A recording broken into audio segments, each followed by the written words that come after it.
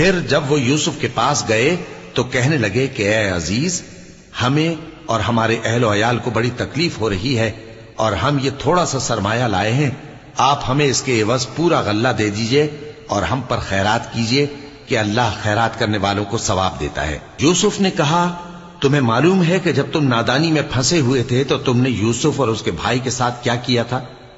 وہ بولے، کیا واقعی تم ہی یوسف ہو؟ انہوں نے کہا، ہاں میں یوسف ہوں، اور بن یامین کی طرف اشارہ کر کے کہنے لگے، یہ میرا بھائی ہے، اللہ نے ہم پر بڑا احسان کیا ہے۔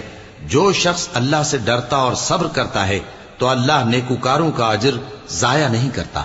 وہ بولے، اللہ کی قسم، اللہ نے تم کو ہم پر فضیلت بخشی ہے اور بے شک ہم خطا کار تھے۔ یوسف نے کہا کہ آج کے دن تم پر کوئی ملامت نہیں، اللہ تم کو معاف کرے اور وہ سب سے بڑھ کر رحم کرنے والا ہے۔ یہ میرا کرتا لے جاؤ، پھر اسے والد صاحب کے منہ پر ڈال دینا تو وہ بینا ہو جائیں گے، اور اپنے تمام اہل و عیال کو میرے پاس لے آؤ۔ اور جب قافلہ مصر سے روانہ ہوا تو ان کے والد کہنے لگے کہ اگر مجھ کو یہ نہ کہو کہ بوڑھا بہک گیا ہے تو مجھے تو یوسف کی بو آ رہی ہے۔ وہ بولے کہ واللہ آپ اسی قدیم غلطی میں مبتلا ہیں،